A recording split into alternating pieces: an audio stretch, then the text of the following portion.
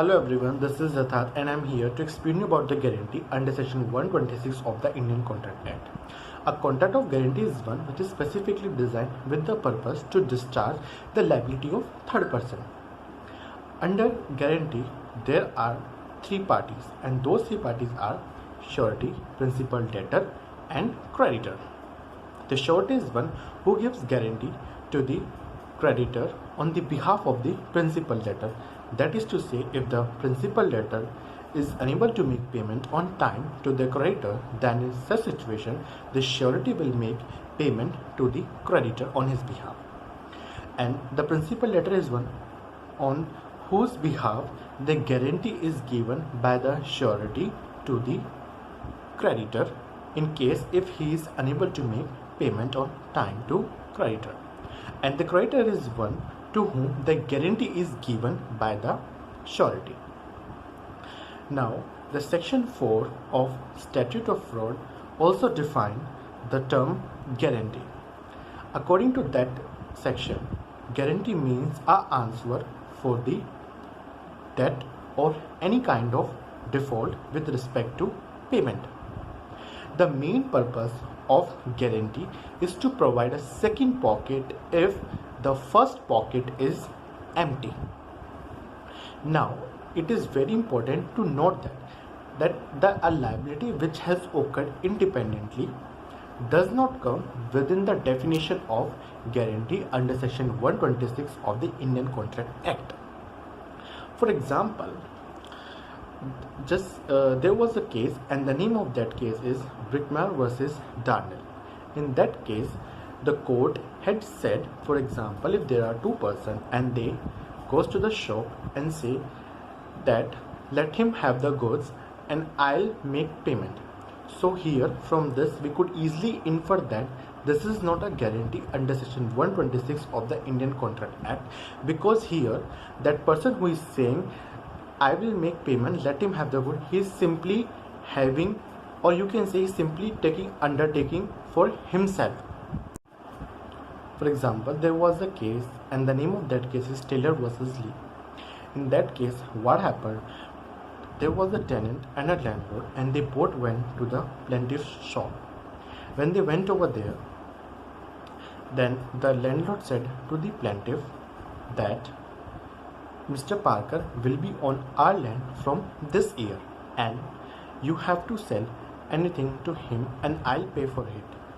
Thus, from this, the court had said this is not a collateral promise within the meaning of guarantee under section 126 of the Indian Contract Act. This is just a original promise made. So, this has no relation with respect to section 126 of the Indian Contract Act. So now let's come to the features of the guarantee. There are some features which are as follows, and the number one feature is recoverable debt, or you can say principal debt. Under guarantee, the main purpose is to discharge the liability of third person. So therefore, it is very important in the contract of guarantee that recoverable debt should be there. If there is no debt, then there will be no guarantee under section 126 of the Indian Contract Act, because a guarantee is a contract of three parties. That is to say, the principal debtor, the creditor and surety. So the main purpose of the guarantee is to discharge the liability of the third person and to secure the payment of any debt.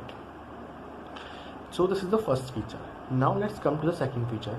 The second feature is writing is not necessary.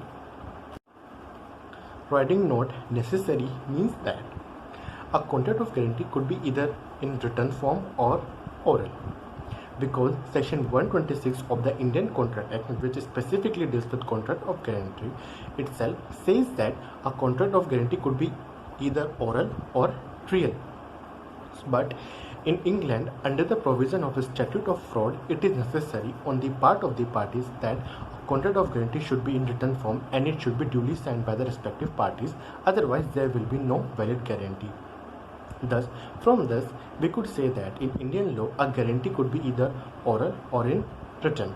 but in English law it is mandatory on the part of the parties that a contract of guarantee should be in written, otherwise there will be no valid guarantee.